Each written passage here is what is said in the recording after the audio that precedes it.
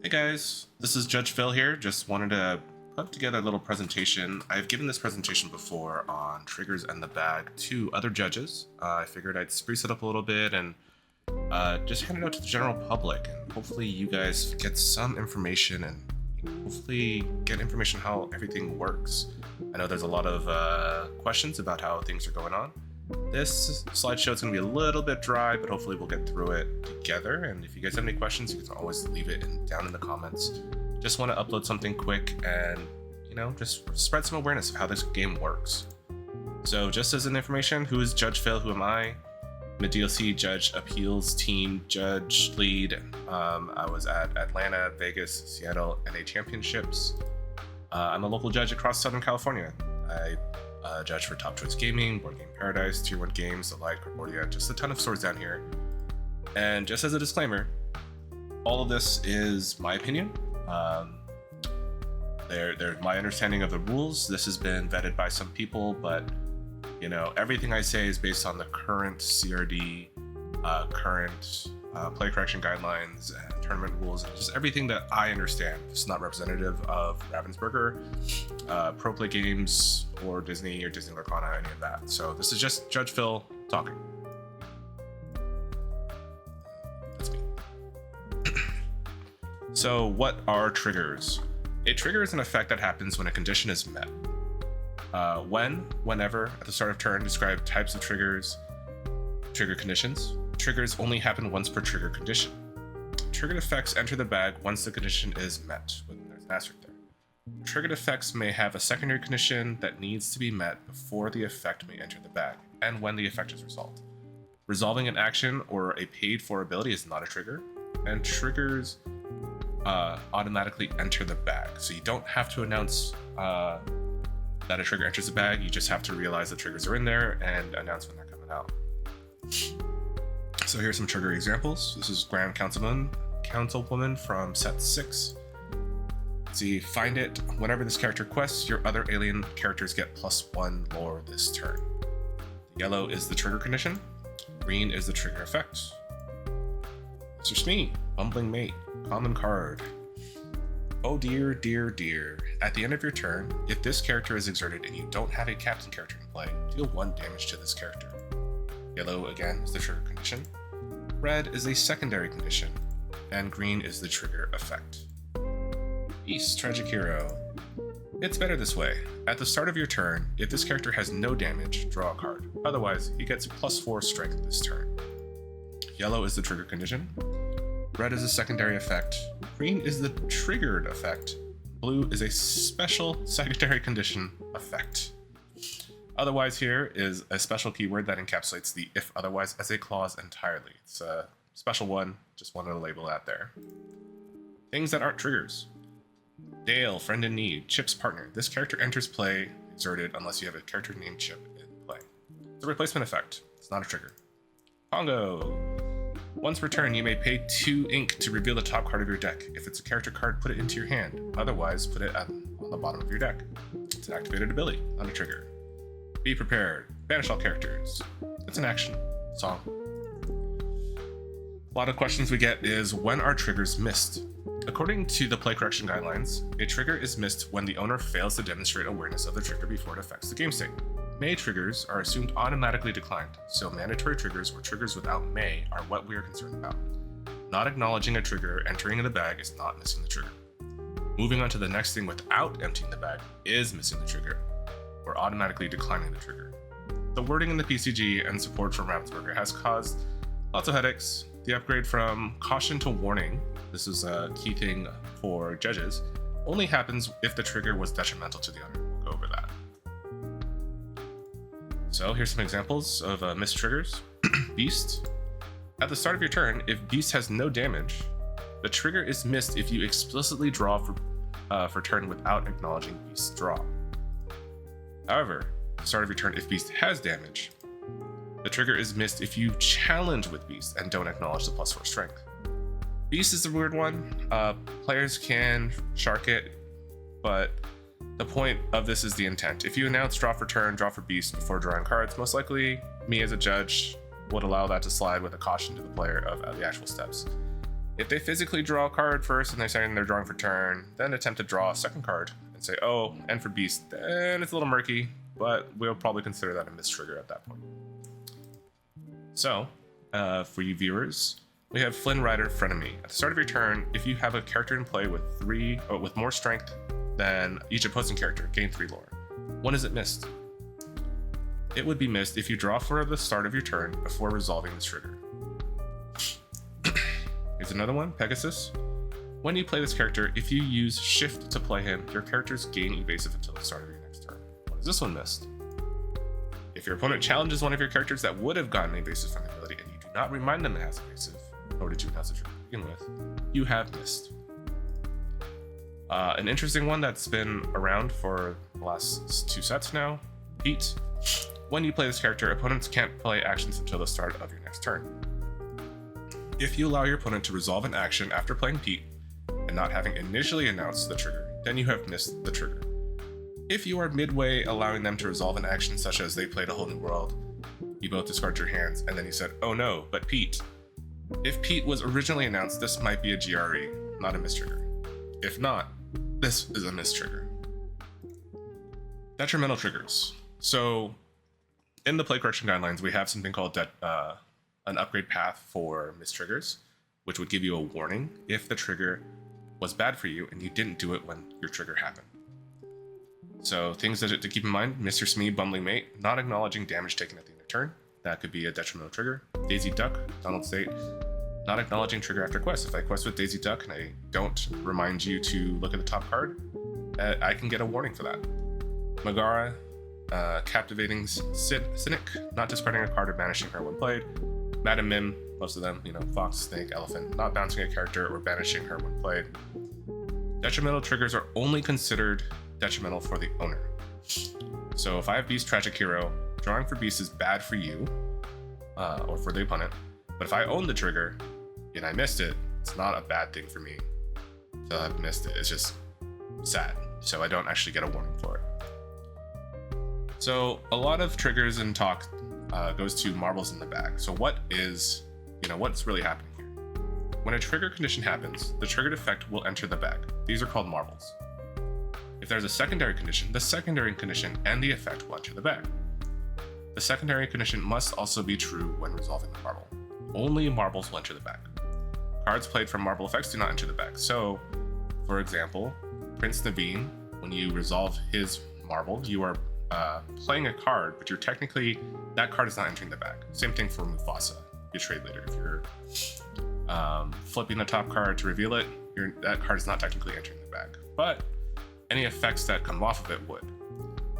Triggers templated such as trigger condition, effect, and effect will add both effects to the bag from the singular trigger condition. So cards like the new Mr. Litwack, and then the original Moana or Scar, stuff like that.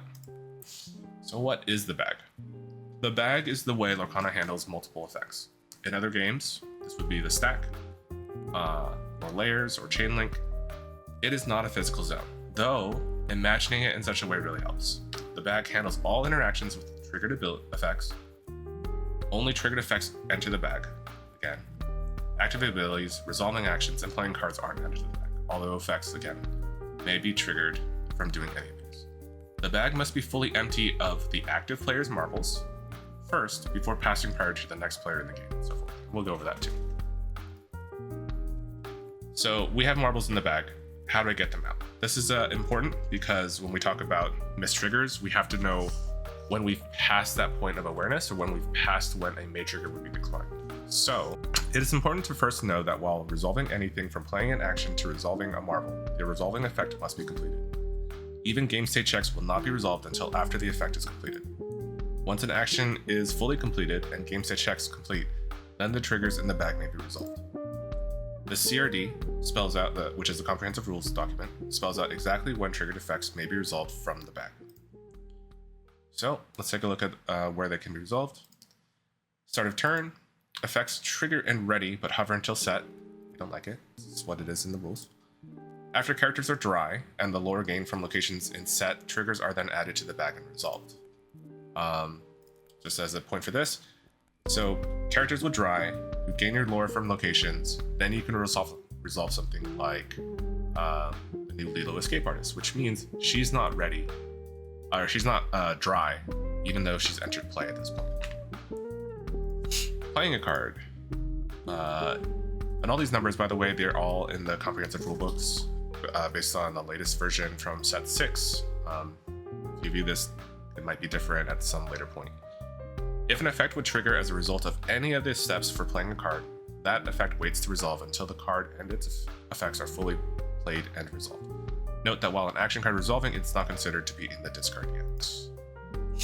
Questing. After you gain lore from the quest, so note that the character is still considered to be on a quest while these effects are resolving, so if there's any triggers that say when questing or while a character is questing, that kind of stuff. Challenging. Triggers can occur at 2 different points here, so it's important to know for Maui Shark. When this character challenges / is challenged, triggers, and resolves before challenge damage. So Maui Shark technically would trigger and resolve first to get an action back before damage happens. Same thing with you challenge a Curse Merfolk, you would discard first before anything else happens, that kind of stuff. So Flynn Curse Merfolk. Characters are still involved in a challenge until any effects that would occur from a challenge damage are resolved. So banishment, or when this character deals damage in a challenge, etc. This would affect Robin Hood or Cheshire Cat, that kind of stuff. Inking. After the ink is placed in the inkwell, moving a character to location. After the character is at the new location, including the game state check that may occur during the transition, such as moving off Hidden Cove or using Sugar Rush Speedway starting line and finish line, using an activated ability after you perform the activated ability, and the end of turn. At the start of end of turn phase and before static effects that say this turn expire. So that kind of matters for stuff like giving a character resist for the turn, and like Mr. Smee. So if you give Mr. Smee resist for the turn, he wouldn't take damage. Here's a common occurrence from set 5. We have in play a Muses and Ursula Revolve, and the opponent has 2 Daisy Ducks and a single card in their hand. The active player is going to play Sudden Chill, and she's going to pay for it by using Ursula to sing it. This is going to immediately add Ursula's trigger and the Muses trigger to the bag. Sudden Chill will finish resolving first. Again, we have to finish resolving what we're doing first before any effects can be pulled out of the bag. But what happens now? So as the active player, you can order your triggers. You don't have to announce them again, you just have to order them when they're coming out. So if we pull out Ursula's effect to play Sudden Chill again, then we'd add another Muses marble to the bag, because, this is whenever you play a song. The opponent would have 0 cards in hand still, and then we'd be able to resolve both marbles to bounce the other characters. But if we do it the other way, and we do Muses trigger first, we can bounce one, discard, add the marble back to the bag, and bounce the other one. That would just leave the opponent with just a single card in their hand, no board. This is, obviously an example that is coming up a lot. The active player here has the following board of an exerted magic broom that he just quested with. His opponent has a readied Maui Shark in play, Half Shark in play. The announcer going to play Merlin Goat, pays the ink to do so. This adds Merlin's Here I Come and Magic Broom's nice and tidy ability to the bag. Again, we do not have to announce things going to the bag, we just have to realize that they're in the bag and then order them coming out. We're going to announce that we're going to do Merlin's ability first, pull out the lore, gain it, and then we can take out the Magic Broom. So, unless at this point we've done something else, so if we play another card, we've passed that point of realizing that the Magic Broom is in the bag, and we've declined the main. So if we didn't pass the turn or play anything or quest or do something else, right, we did not forget that is in there. We cannot continue the game until the bag is fully empty. That includes any non-active player's marbles. So again, we can't progress the game until we've declined all the triggers in the bag or taken them all out. That's where I'm saying that if you move on the game, that's where it kind of says, okay, we've auto-declined those May triggers, or we have a mistrigger situation. The active player continues to resolve all marbles in the bag, even if they continue to generate more marbles, until all of their marbles are done. Then the first non-active player then resolves all their marbles, even if it generates marbles for the active player. then the next non-active player, and so forth for multiplayer games. This can lead to interesting situations in which a player could potentially win or lose before an opponent could win or lose based on how triggers are ordered and who gets to resolve the triggers first. So we have this example here. This happened a lot back in the day, still happens today. If I have a Merlin Goat, my opponent has a Merlin Goat, and we're both at 19 lore, it's their turn. They play Be Prepared. So both goats are going to get banished. Both goats are going to add their triggers to the bag. Everything's gone. But since it's my opponent's since my opponent is the active player, they can resolve their goat first to win the game. So again, questions. I know this is just a YouTube video, so if you have questions, comments, you can leave it down below. Just as a reminder, effects can't be interrupted. Things that trigger are simply added to the bag. Missed triggers are not rewinds. We only rewind if the trigger wasn't missed, but in fact, someone tried to play through it. So at the judge's discretion, the bag is held until all triggers for the player holding it are resolved and completed, even if their final marble triggers more things for them. You guys are all awesome. Please stay mindful and, have good sporting conduct when you're playing this game. Thank you guys for watching. This is a quick and easy video, like I said. Special thanks to my appeals friends and rules advocates, Russell or Joe. They go by Golbez and Googly. You've seen them all over the place. Editor, judge, collaborator, Ellie, one of my best friends, best friend, Lorcana Fran. The Lorcana Rules Hub community and the Inland Empire Enchanted community both will be linked in the description. Again, guys, if you have any questions, if you have questions about rules, please reach out. We want to make sure the rules are followed and the game is healthy, and we want to make sure that you guys are all protected and know your rights as players. Peace out, guys. Good luck in your set champs or whatever tournaments are coming up. See ya.